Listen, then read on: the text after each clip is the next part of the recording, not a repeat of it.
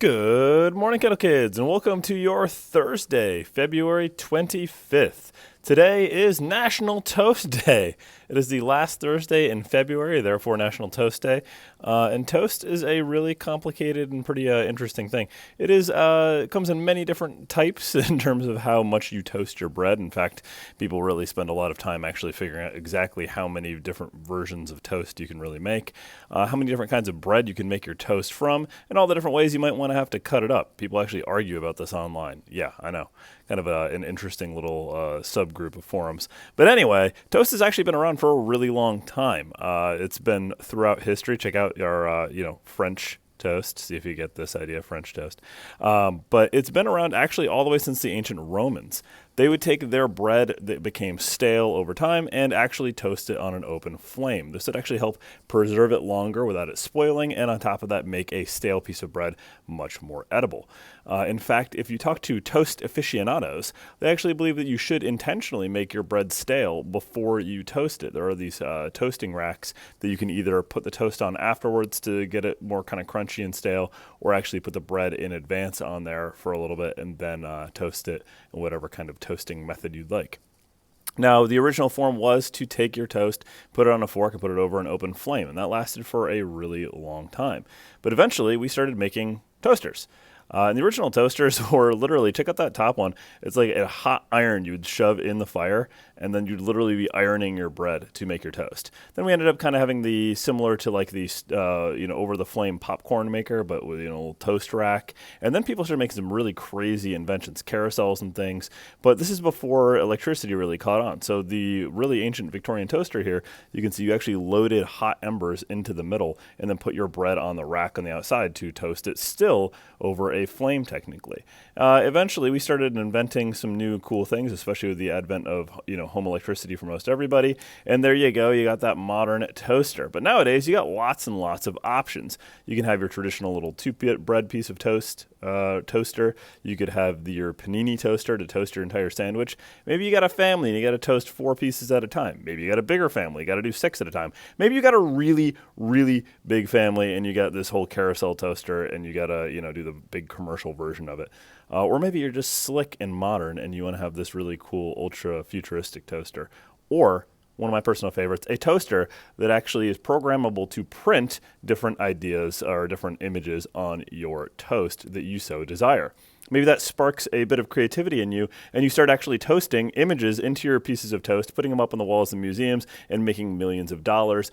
AKA, there actually is an artist who does toast art. He doesn't make millions, but still, it's kind of an interesting idea. Anyway, let's put our hands over our hearts, find the flag in the room, and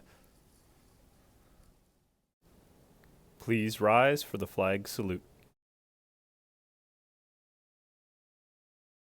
I pledge allegiance to the flag of the United States of America and to the republic for which it stands, one nation, under God, indivisible, with liberty and justice for all.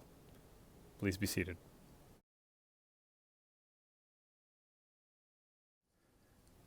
All right, Kendall Kids, we've already been, but let's talk some more about food today. Our menu, we have a turkey sandwich or chicken nuggets, along with soft pretzel, whipped potatoes, broccoli, banana, and milk. And yes, that is a chicken nugget necklace, and yes, I would like one myself.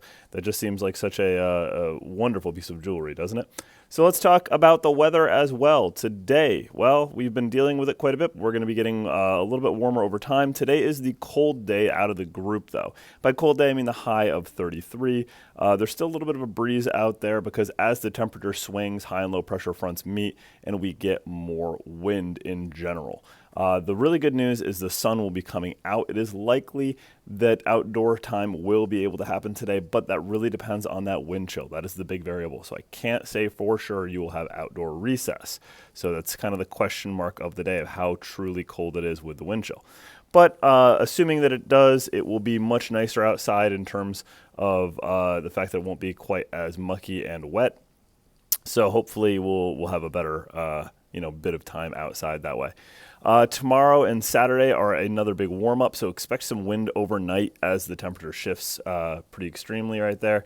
And then on the weekend, we'll have some nice, really warm days, but it looks like it is predicted to be wetter than it was originally. Monday, we swing back to the cold, and the wind picks up yet again.